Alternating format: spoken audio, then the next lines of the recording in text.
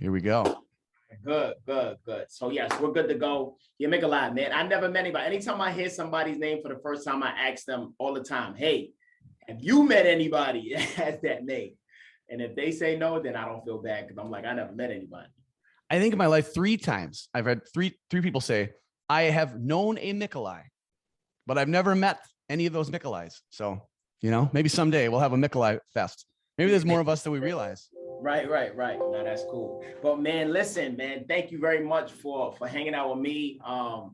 This is our podcast called Make It Your Own Podcast, where we bring dope people in that have true entrepreneurs, making sure they're game changers, actually doing some amazing things into the industry and stuff, and be able to share some value added experiences that you've been through. You know what I mean? And if there's anything that we could go vice versa and stuff, it'll be greatly appreciated to have that. But yeah, I'm one of the hosts, Marc Blair, DMV. I'm a broker realtor out here in the DC, Maryland, Virginia area. And we just are doing great things in the area and we're encouraging entrepreneurs to understand that if you want to go out there and shoot for the stars, you can, but you got to first believe in yourself to make that happen.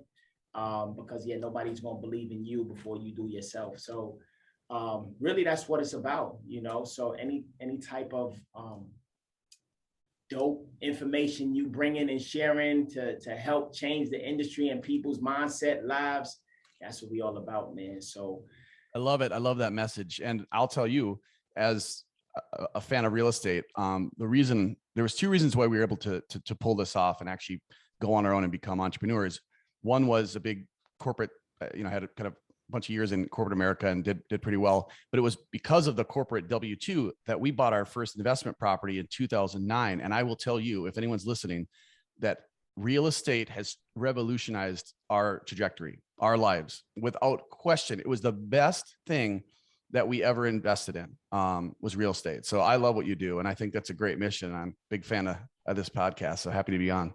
No, that's dope. Tell me a little bit. I mean, let's just start there. I mean, with real estate in 2009, when the market wasn't so great, it changed your life. So what was it? What type of property was that property that you purchased? Was it a rental? Was it a fix? First thing we bought was a duplex. And to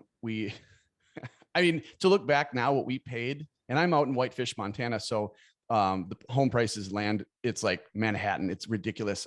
And so just to think about what we paid then in 2009, we bought a fourplex in about 2010 for $240K. And it was right in the heart of a really nice neighborhood, Minneapolis. You know what I mean? For $240,000. But you said Manhattan prices. That's not Manhattan prices. No, that's Whitefish, Montana today. I'm talking Minneapolis. Manhattan price is $240.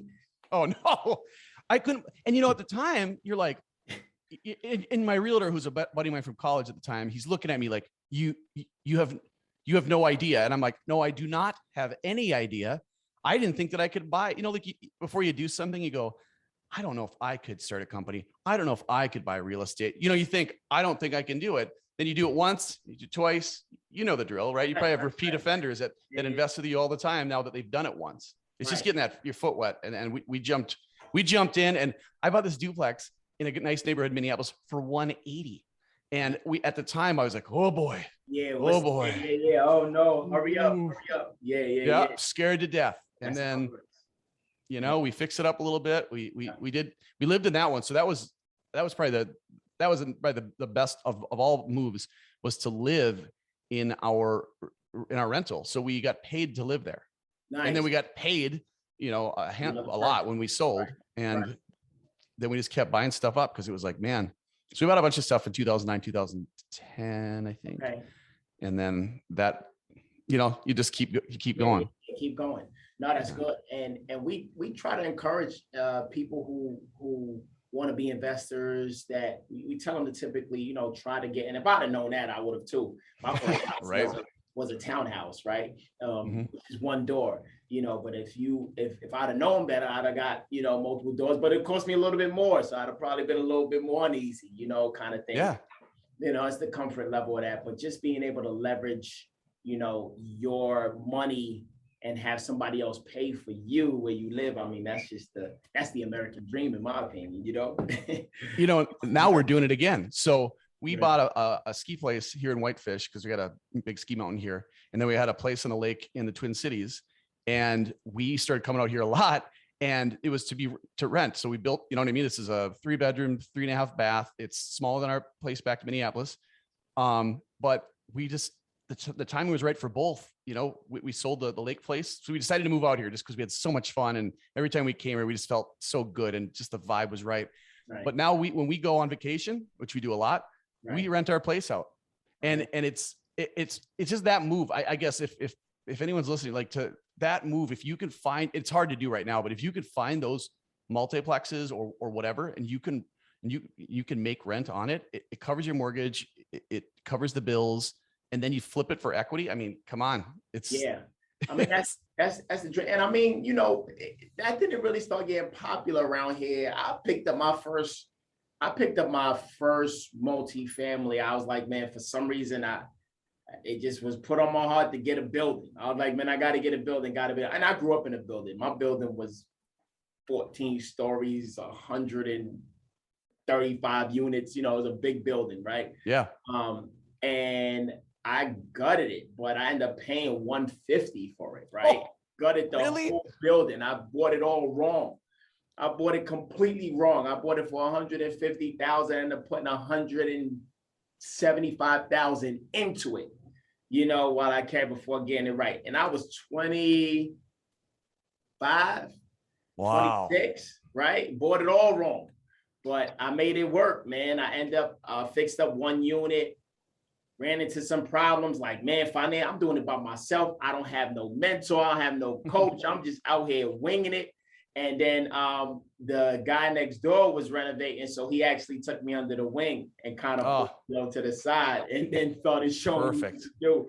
And then I ended up flipping it around, went to the second and third, refied out, got some money out to finish the other two, then got it rented. Now the cash flow was there. So that's how that ended up playing out. So it's thing. But now when you look at today's market with the multifamilies, the question is, man, we need capital to get in just to even in the game. I mean, big down payments, you're talking about 20% down now just to get cash flow. Yeah. Oh, now. So it's a little different. I don't know about Montana. Everyone's coming in from the cities, you know, like they're coming here. And so the prices are going up. But back in the day for the fourplex, the duplex, at least those two, we FHA'd them. And that was pre PMI. So you paid the PMI until, you know, the valuation went up, which it went up immediately because that right after 2010, everything started to climb. Right. But these poor folks now, like you're stuck with the PMI forever. So FHA might be a wash, you know, I don't know. Right. Well, I mean, I don't know. And it's all about the buy. It's all about how you acquire, right? People talk about making money in real estate. You make money on the acquisition, not on the sale. You make the money on the acquisition. You realize the money on the sale. That's a mentality. Right? So that's how it works, right? The money is made at the purchase, right? You get it back on a sale. So, you know, that's the mindset of a true investor. You know what I mean? So, yeah. So that's really it, man. But yeah, so tell me, man, this is good stuff right now, man. What you got going on out there, man? I don't know you from Adam. Just for my viewers that's watching, man. You know, Mikel, I don't know Mikel. And it's interesting because you know, my executive assistant actually helped me up and found you on the DM and brought you in, said you're doing some dope things. I said, all right, well, let's just see what's going on. But just for my viewers, I don't know him. We're just trying to get to know each other now. He's doing some good things. So tell us a little bit about your businesses and what you got going on out there, man. Entrepreneurs is what we roll and try to encourage everybody to get, you know, their own bag, basically. So tell us a little bit about what you're doing out there as well, in addition to the real estate stuff that you got going on. I'd love to. So it's kind of funky times because, you know, I turned 40 this year, I think, or I'm almost 41, but 40.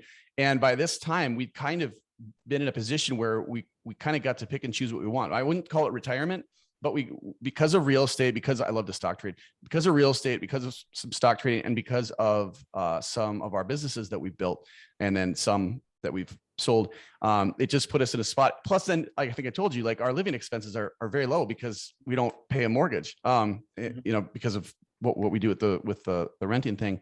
And so we're really blessed to be in a position where we can kind of pick and choose. So my wife's an architect. And so right now she's actually on a tour right now of a plot of land where it has a house and it's 2 sub lots behind it. So we're going to think about, purchasing that. She's going to work on it. She loves getting her hands dirty. She just loves that stuff. That's what she's doing because she can now. Right. Myself, we have a media company called Closers Media. And we actually are in conversations, potentially, acquisition, we'll see. But we've been running that for a while now. And what that does, Closers Media, is we help, I don't want to say founders, but business owners, we'll call business owners, kind of small to mid cap business owners, to put together a sales system that can help them scale, help them get acquired, help them fund their growth, right? And it pairs up with a podcast called Coffee and Closers. And during COVID, we used to do these big theater, last live episode we did, it was in a theater. We sold at a theater. It was like the dream of my life. And then COVID hit and stole all of that away. And so we haven't been live since. But what it did is it forced us to, like, how are we going to make money? And so we came up with this system, and the system's been fantastic. It's been like 5 or 6 acquisitions, former clients, double-digit growth, 1 IPO'd. So it's been a lot of fun. But because of COVID, I hate to bring positive up with it, it forced us to be virtual, which allowed us to live in Whitefish, which allowed us to kind of make money wherever we wish to be, kind of live this gypsy life. Yeah. And it's been a dream come true. So are we retired? No. But can we take it easy? Yes. Yeah. But the problem is, I love this job, and so does my wife. So we're probably hustling harder now than we ever have. Right. And then when I'm not doing that, I'm a business broker. So I help, because we've helped so many businesses be acquired. One of our clients actually hired us to build, to do what we do, like build the sales system. And it became and to learn the businesses that we take on. Sometimes I have to go get a sales role there for a couple of weeks or a month just to learn, like, what are the inefficiencies, where's the breaks. And in this case, I'm actually doing that on the side too. So because I fell so in love with it, because these are my people. These are people that we serve to, these people that are looking to maybe sell their business. Right. It pairs together so well. So we can help people build their business. And now I can help them also be sold because I know the process, because I learned the process. So it's kind of a good deal. So no, man, this is interesting because when I talk to my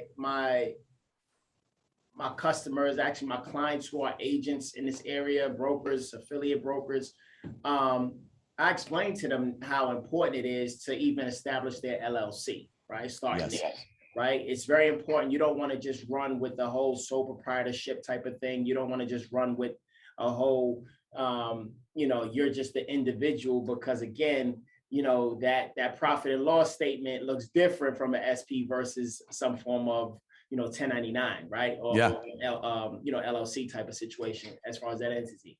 But again, it's to let them know for that P&L to scale, and then now essentially getting acquired down the road, where you could then take the cash and go enjoy freedom, do some other things, buy some investment properties, and do it that way. However, I never came across anybody that has bought my business. So I never had a business that, anybody wanted to buy, but it's always a mindset that I'm doing it to get acquired, right? As an entrepreneur, I'm not one of those guys who's married to whatever I'm doing, saying, I'm gonna hug this place and I'm never gonna sell it ever, ever, ever. Yeah. It's more so, hey, what else can I do? I'm sure there's other opportunities for us to grow and do some things. So tell me a little bit about how the second fold is on acquiring businesses, because I know when I hear chat, I hear about indicators, you know what I mean, like multipliers, based on your revenue that you generated over X number of years, and then they take that multiplier, then kind of like Shark Tank. I always throw the Shark Tank in there to do it that way, and the percentage of your business and how much cash and stuff like that you're looking to acquire and things of that nature. But tell me, is there any type of systematic way of scaling for entrepreneurs now when they're talking about getting acquired? Is it things that really need to be in place above and beyond systems, or even just tell us what's going on with that? So I'm not going to speak for technology companies like software companies, because that's a totally different animal. And though I've had clients that have been acquired as software companies, I wasn't there for that. We just got them to a revenue point, and then a private equity firm or whatever broker took it from there. So I can't speak for that, because that's when you talk about 10x multipliers with software companies, because it's just about MRR, monthly recurring revenue. Mm-hmm. The companies that we've helped and now are kind of there's a lot of service companies. There's some product companies, but a lot of service companies. And the way that so if someone's listening to this and they're thinking about starting a business, there's two types of founders. There's the founder that's like, I'm for sale for the right price. I'm for sale. And then there's the other one, believe it or not, that are like, I'm never for sale. I'm going to build this for my kids. I'm going to go IPO. I'm going down with the ship if we fail. Like those are the two types of founders. Those are the two extremes. Gotcha. Yeah. And you got to decide which one you are. So if you're the first one, well, then you got to say, all right, what is a number? So one of the things that we always ask right away, because it helps us kind of define how we're going to do this, what kind of system we're going to implement for them, is which founder are you? Two types of founder. Which one are you? Okay, I'm the one that, now what's that number? And I have them tell me what's the value of my business, not me. Now, we start there with expectations, because if their expectation, if I'm like, wow, you know, $10 million you'd sell for, what's your revenue currently? $700,000 annually. And what was last year? $699. How about the year before that? $599. Well, where are you getting that? Like that isn't real. That's not a real number, because in service companies, it's usually, it could be anywhere from 1.5 to 2x, maybe more. I mean, maybe more, like if there's some assets like real estate and stuff like that. But generally that's what you're looking at. And I'm being conservative. I mean, again, if we can get 4x, I'm going to get 4x, because I get paid on what they get paid on. But the things that you got to, so when you're building this business out, is you got to make that decision. Number one. Number two is, then you say, okay, what are they buying? A lot of companies are buying, or a lot of people that buy businesses are buying revenue. They're buying revenue, good, clean P&L, good filings from the last couple of years. And then the third thing they're buying is the team. And then the three types of buyers, there's the owner operator. These are people that want a job. They want to buy this thing and they want to run it. You know what I mean? There's the people that they're going to put in systems, in a couple of years, they're going to flip it, just like in real estate, and then there's the, kind of investor pools that come in and basically, kind of a little cross between that, where they kind of, they'll put in their people, they'll put in their systems, and then they'll just take monthly, they'll just take not monthly, they'll take quarterly dividends or whatever, however it's set up. So those are the three types of buyers. Okay. So then you got to decide, well, what would appeal to all those folks? Revenue, good, clean revenue, more money, making more money than, because then it's about profit margins. Yeah. So 62% for a service company is pretty good profit margins. Okay. Then assets. Is there a fleet of cars? Is there an office? Is there, is there products? Is there machinery or whatever? And then you add all those things into the asset class, and then you can come up with a pretty fair valuation. And then those people like that valuation or they don't. And I don't. I mean, I got enough stuff going on. I'm not here to force them to take their money. Like if I always say, this is your call. You're driving the ship. Like if you get this valuation back and it's not what you were hoping for, then that's okay.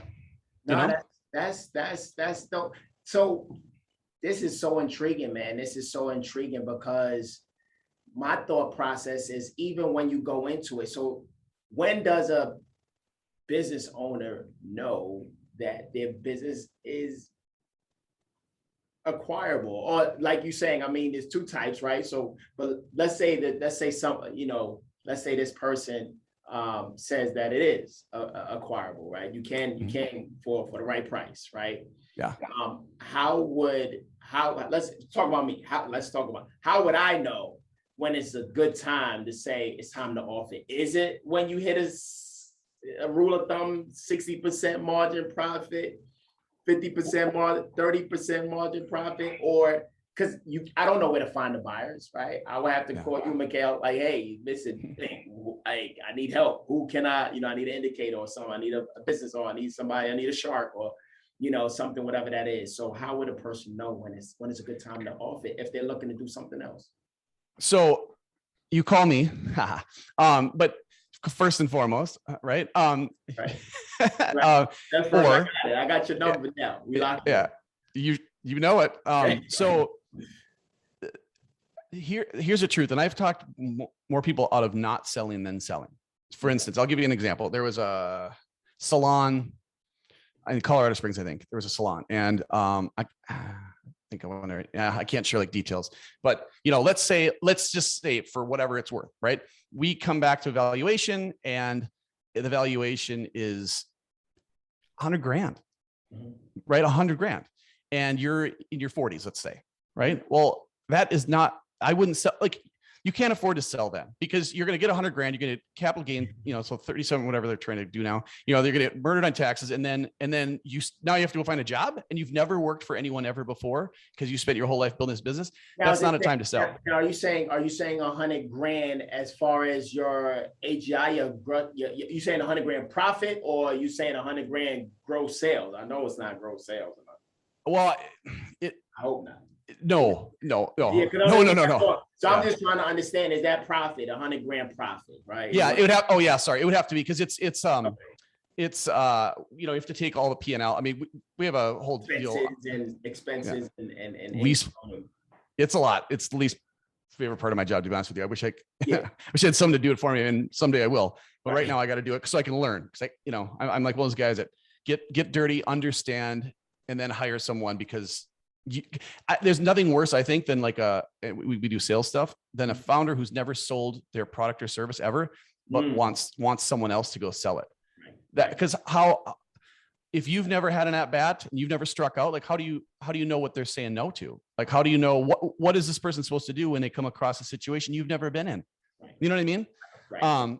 So anyway, so that's the valuation. So we'll take all the stuff, and basically you'll take revenues last couple of years, and then you'll slice down all expenses, payroll, all that kind of stuff, and then what you'll get is the number. And then what we'll look at is, okay, let's add some add backs, like assets, like I said, real estate, all these things that are add backs that pump up the valuation of the business. And then what we do is we go shop it. So we'll put it usually at a kind of like real estate. You're not going to be the most expensive house on the block, right? So you want to be right where it's very conservative, so that you can get a bidding war with the right buyer. Yes. It's just same thing. Very similar to real estate, I would say. My colleagues disagree with me, but I've done a lot of real estate, and I've done some recruiting. That's a genius approach. They don't, listen, agents disagree with me as well. You know what I mean? Everybody just wants the top of the lot, top of the block, not knowing that time is going to deplete the value, for sure. Totally. At all times. So, but no, that's good. So just knowing, so the answer to that question, really knowing when is the right time, is really know when's the right time. Well, the right time. I mean, there's reasons why people sell their business. Maybe they're getting a divorce, unfortunately. Maybe there's a death. Maybe they're at retirement age, right? Maybe they want to go do something else. They're bored. There's a lot of different reasons, but from a financial standpoint, you have to look at it and say, what is a realistic number that would revolutionize my life? Unless it's those other reasons that I just told you. So if it's not those reasons, and it's, I just want to make a pile of cash, what is a pile of cash to you? How long could you live off that? What's your plan? You're going to invest it? You build another business? You're going to retire? What are you going to do? You know what I mean? So it's not one that I can answer per se. Unfortunately, it's based on the individual. Yeah. But those are questions you have to ask yourself before you even start a business. Like, what is my end goal here? What's, everyone goes, oh, the problem you solve. Yeah, that's nice. But what is the purpose of going into business? Because it is a pain in the ass to start a company and run it. You know all about that. We've done 4 businesses now. So I'm like, that's why after this one, if we're in talks to potentially for closers to be acquired, which I have turned down 2 or 3 other times. So I don't know. I don't know if I'll actually say yes to this, because I get there and I'm like, but I love this job. So we'll see. But this will be it, I think, for me. I hope. I mean, this is my 4th business, and I think from here on out, I'm going to kind of support other businesses, because they need that too. They need that too. Yeah. So now watch 6 months from now, I'll probably start another business. No. Listen, once you're an entrepreneur, man, you can't never. And I mean, you're in your 40s, I'm in my 40s, we get to a point where this is all you really love to do. It's still a lot of work, Yeah. a lot of capital, of course, that totally business, entrepreneurship and stuff like that. But it's enjoying when you know you can help others, right? Like that's ultimately what it really boils down to, being able to help others, because the more people you help is the more people, the more help and the more financial gain you'll be able to get to with the more people you help. So yeah. And I love to do it because it's, like I said, these are my people. You know what I mean? Like the world is a better place when people are doing what they love, not what they're told to do. And as an entrepreneur, yes, it is a lot of work, way harder work than any corporate place I ever worked. But I get to wake up when I want. I go to bed when I want. I go for a hike if I want, like whatever, you know what I mean? And there's something about that freedom. Now, it takes a while to get there, as you know, because in the early days, I was working 7 days a week, you know, trying to do days, let them know 15, 18-hour days for sure. Yeah. And that's what it is. So I always tell people, excuse me, if you're going to start a business, know why you're starting it, because it's hard. And right. And in my opinion, I get in trouble for this, but do something that is so easy for you, like naturally, you know, pursue that, or pursue something that you're so wildly passionate about learning and mastering that you're getting paid to accomplish both those goals. You know what I mean? It's so easy. You can do it in your sleep. God gave you those gifts and you're really good at that. And so it comes naturally, because then you can focus on learning how to start a business.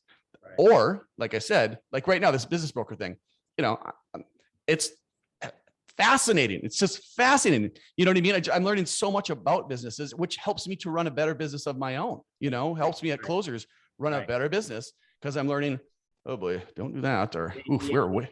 Yeah. So, and so I watch a lot of, and I mentioned it earlier, I watch a lot of Shark Tank with that. Yeah. Right?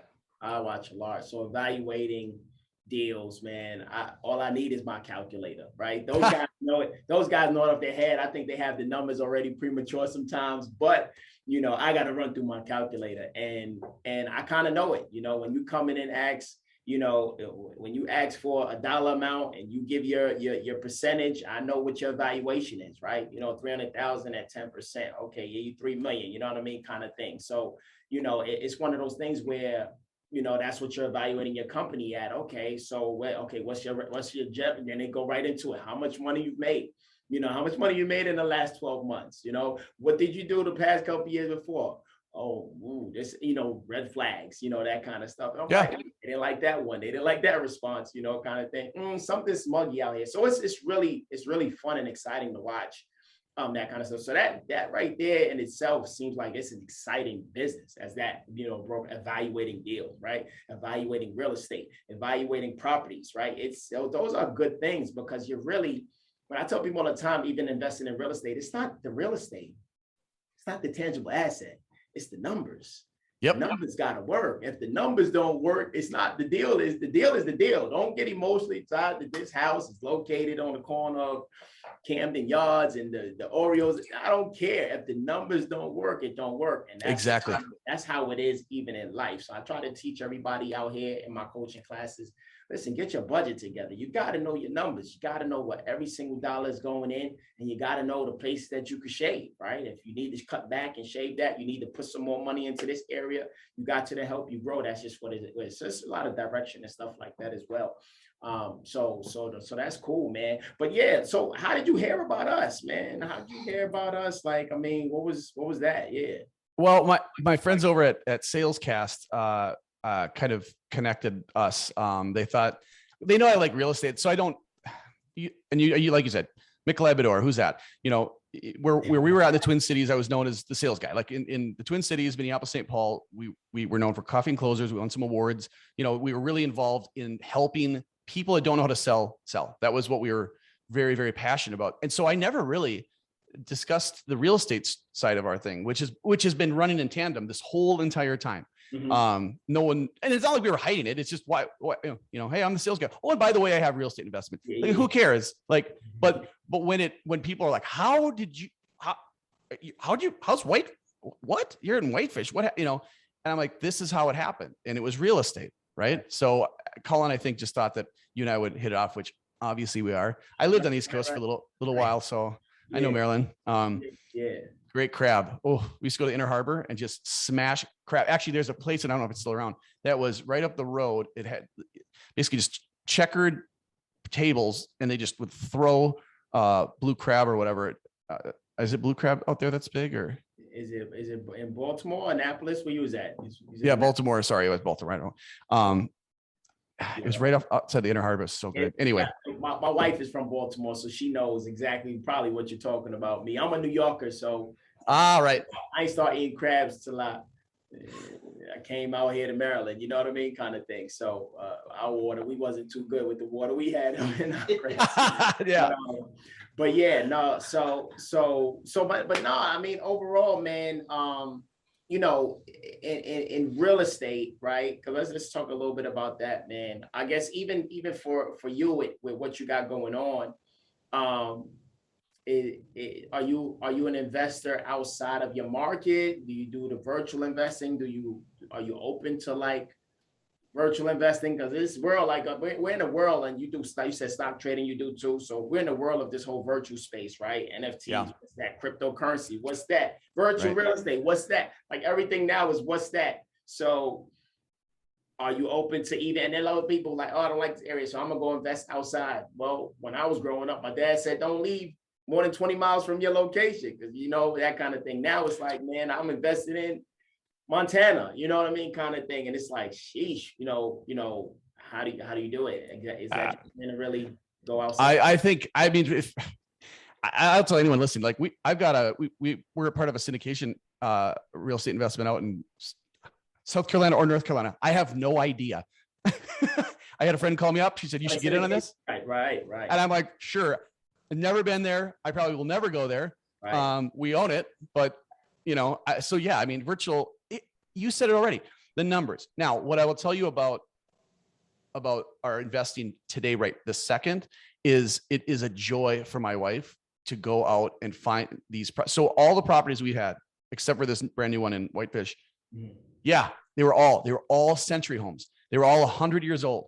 So we'd come in and they were smoking and gross. And then what we would do is it took years to develop a good team, as you know, that would go in there. My wife would kind of design it up, and then we would turn it into it was just a nicer place. And then we would sometimes double, triple the rent. Right. You know what I mean? And that's what we did. So right now she's looking for dumps dumps on big plots of land that can be subdivided, so we can build new property on you know, some of that, and then we'd pay for it by flipping the house. So we're looking for places that have like a little bit of land, and then a house that exists that's kind of dumpy, so you can get a nice deal on it. And then she goes in, makes it look pretty. We sell that, it pays for the entire thing, minus and then including sometimes construction costs, depending if we can really, you know, flip it. So that's what we're doing right now. So I would say we are probably limited in our virtual investing. But for those people that are listening to this, I would, if the numbers are there and you got a trustworthy guy like you, Marc, you know, take it and run. You don't need to see it. It's the numbers. That's the key though, the trustworthy person, right? You know, finding that trustworthy person that is your extension, you know, because I mean, I'm gonna tell his horror story. I know even my dad, he had told me, man, he had bought 2 properties in Florida while we was in New York. So he was renting in New York. He bought 2 properties. He had them rented out. Had a buddy of his, that's what he called him, his buddy, and he was property managing it. And come to find out, long story short, one ended up going into foreclosure because he ended up as the property manager. He was telling him about issues with the home, whatever, it got a flood damage, this damage, and he'll invoice them and throw $1,000 on top of it, you know, giving them the, you know, $2,000, give the guy $1,000, he keep $1,000. Hey, he's a property manager, right? So that kind of brought him out. So it's kind of that right there. When he told me the story, it's a real story. So you just always had to really remember that, hey, not everybody's trustworthy like that. You know, I don't know how to vet them out, but you got to get a good team. You got to get some good people. But the ways around that, I know now, even for those listeners, you got to bring people on as part of the deal, right? Make them part of the deal, because it's very hard to really shiest you when you are part of the deal, when it's all part of the same profit, right? We all coming from the same bank, right? So that's really where the partnership comes into play and stuff like that to eliminate it. But yeah, man, I mean, for me, man, you know, I definitely, with my brokerage itself too, I'm looking at doing some things with some of my agents in the office, with partnering up, doing some deals, buying some properties, you know, and just enjoying and learning that aspect of it too. The syndication thing is something I talked about, but never done any. Syndication's been great. It's, you know, it's not as great on the depreciation, but we run a business. So that's why we're like, and for those listening, self-directed IRAs to do syndication, you can leverage your IRA to purchase. So if you don't have the cash on hand, but you have some IRA money that, you know, they keep bumping it back. So what is 70 now? You got to be to it before you can touch it. Yeah, tax free. Like, who cares? Yeah. What I need this for. Right. Exactly. Right. And so there's a lot of opportunities, you know, with syndication. I wouldn't do a REIT, but that's just me. Because then they're getting all the tax benefit, and you're not, that you can through a syndication. But, you know, I mean, it's nice because you don't have to do anything. But again, you know, we have found that we've preferred, like, we did the syndication once we found we could do self-directed. That's why. And I really wanted to learn about that type of business. And what I found is I haven't learned anything, because I just collect a check every quarter, and which is fine, right? I mean, it's passive. If that's, you know, risk adverse, that's great for you. We don't mind taking on the project though. You know, we kind of like you said, having the tangible asset. We like working on the tangible asset. We like flipping the tangible asset or holding it in some cases. So this depends on what kind of buyer. You know all about that. You probably got a million different buyers that are different profiles, and you know. Yeah, no, the syndication pieces. I looked into it in regards to me creating one, and then I looked into it in regards to even partnering up with one. For some reason, it just felt like the rate was a little bit like, I wasn't thinking. It was just the rate was more so like, you know what I mean? You know, when you start something and they lock you in, right? Because at that time you can't really get out so freely. So it's just one of them things like, man, I can't turn the corner in like a year or something. I gotta wait like 5, and I'm like, you know, man, I put up 50,000? Do I put up, you know, do I tighten? So it's one of those things, man. So do I do a syndication type of thing, or do I want to look for equity type of? And the only way that I'm doing syndication is I can't say for sure, is through my 401k, because I can't touch it anyway, and it's gonna be locked. That makes perfect sense. That makes so much sense now. Right. That makes so much sense now. You know what I mean? Yes. You know, having cash in hand is king. Like, you know, I mean, you find a property, you're like, and when this correction happens, which, let's be honest, it's going to happen, having cash in the bank, as long as it's worth something, is king. Because that's how it happened in 2009. Like, I think I was maybe 29, or I was in my 20s. But you know, I didn't have a lot of cash. Right. So the FHA thing, I mean, I remember plunking down like $3,000 or $5,000 or something. I thought, whoa, this better work out. Yeah. And now, you know, you know better, but that's, again, I'm not like shooting. We're into a syndication so we could diversify and learn, right? It's been a good deal so far. But we're more comfortable on the stuff that we just talked about. Like, good. That's good.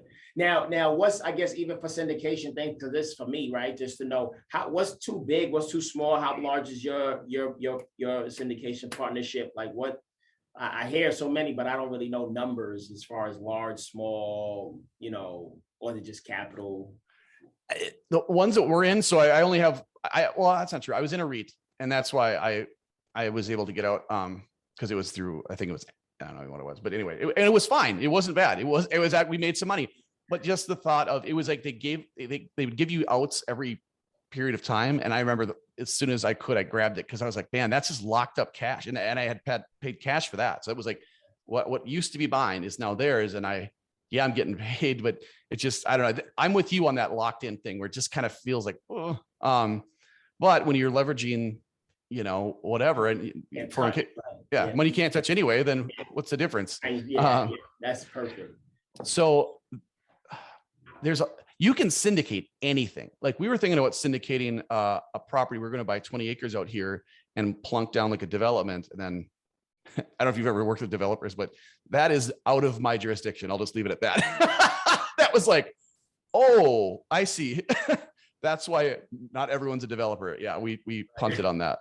Right. That would have been the most expensive anyway. But what so we were going to develop that. So you can syndicate anything, but what I found is I like buildings like you were talking about, like 55 unit. Wait, that seems like a lot.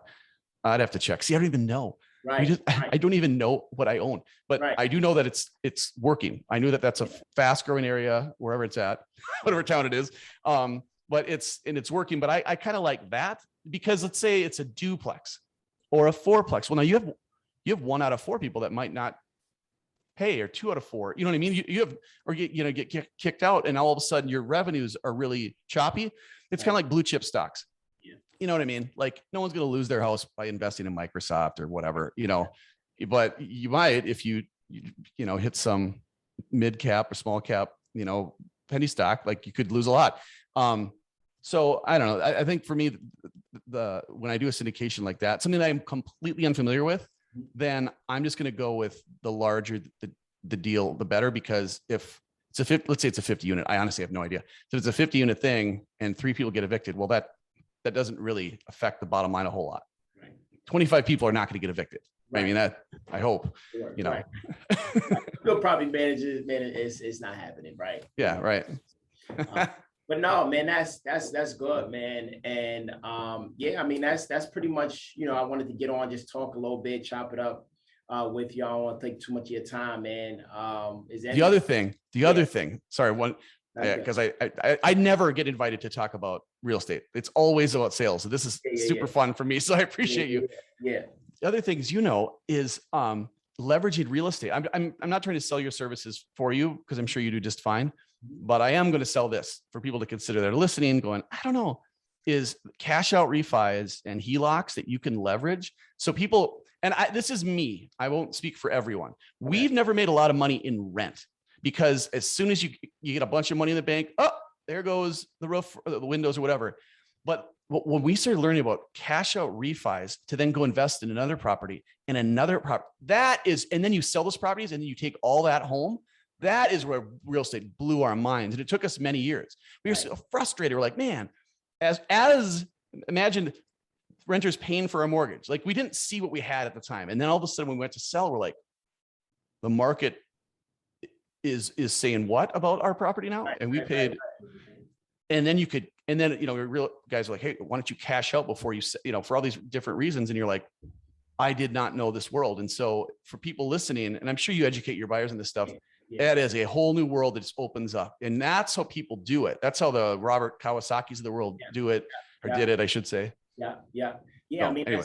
That's the key. I mean, even for, that's the way to leverage, keep your gains down, keep your taxes down, because the refis is free money, Crazy. It's free money. And with interest rates, it's like, what? Free money, that's free money, man. And get that in there and then sell it off. Don't have your real estate license, because now you don't have to pay nobody, so you pretty much double dipping at that point. But real estate is a great way to become wealthy.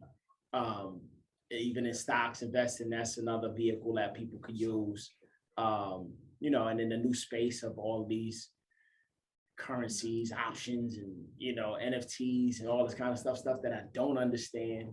Those are other ways. But businesses, acquiring businesses, man, that's something that was always intriguing to me. So we connected, man. I'm really intrigued with that side of it. I just don't know many people in my network that does are interested in that kind of stuff, So you kind of always got to grow your network and see where things go and take you, man. But absolutely. But man, anything you want to leave for the people, man, before we roll out, man, anything you want to leave for the people, just let them know, what they need to understand as entrepreneurs, whatever you got. So if for anyone that wants to, hit me up too, it's Mickeli, Mickeli at closersmedia.com. Otherwise, I'm on LinkedIn and pretty active there, and I share a lot of sales stuff. I might start sharing some more real estate stuff, because you've kind of inspired me, to tell this side of the story, because it's been so good. You know what I mean? It's been like, of all the things, real estate has really been good to us, and it can be good to other people too. And there's a lot of ways to get capital to invest in property. There's money's everywhere now. So, you know what I mean? Like you'd be surprised if you asked a friend or an uncle or some, the pizza guy you never know, right? Yeah. They have a relationship from church, you have a relationship, but they might actually co-sign, they might loan you. And then after that, you'll never stop buying because Right. you'll be able to afford the next one on your own and so on and so forth. It'll be good. So I appreciate you let me have this conversation. For anyone looking for sales stuff, I gave you that information. And I would really, Marc, to your audience, I know they're here to see you, is, keep doing what you're doing, man, because you're changing people's lives. No doubt. No doubt. I appreciate it, man. I appreciate it. And Mikel, how do you pronounce your last name, Mikel? Oh, Mickeli. Oh, I forgot one more thing. I have a podcast called Coffee and Closers. And that's where we have people come on and either I interview them to ask them tips and tricks, or we have people come on with sales problems that we solve in real time. And it's been we've been doing it for about 4 years now. So. Okay, good. No, that's good. And so, yeah, I'm gonna go subscribe to that too, as well. Right. So that's going to be good. So Mickeli, man, thank you for your time, man. I appreciate it, man. And yeah, we got to keep in touch. We got to keep Please. in touch, and we'll keep growing. But I'm going to follow you on your podcast for sure. Are you on Instagram? You on Instagram, Facebook? I'm on Instagram. We have a business. So you're going to go to my socials and be like, because it's all personal stuff. It's like pictures of Montana. Listen, I don't care, man. We reach out to however we reach out. It's all about the networking. There's so many people that make billions of dollars. They haven't even posted one post on social media. So let's be clear, right? Let's be clear that you don't have to be a billionaire to be on social media, so that's not the issue. Yeah. Instagram, Mickeli Bedore. Let's hit, if you're active on there, I'm active on there. I'm also on LinkedIn. I'm on LinkedIn a lot. Okay. I'm not. So I need to get on that, right? So yeah, I'm on Instagram pretty much a lot, but LinkedIn I'm not, but I need to get on LinkedIn. I can help you. Happy to do so. That was interesting, man. But yeah. But we on it, man. But thank you for hanging out with me, man. I love it. Love what you're doing. Keep up the great work. Keep reaching out and changing lives. And yes, when it's time for me to sell, I got to get my revenue up first. My bottom line is still too small. So as soon as I get my revenue up, I'll come out and come see you, man. And we'll continue to do great things. All right. I would love that. It'd be an honor. All right. Thanks, Mickeli. I appreciate you, man. Thank you, Marc. Cheers. All right.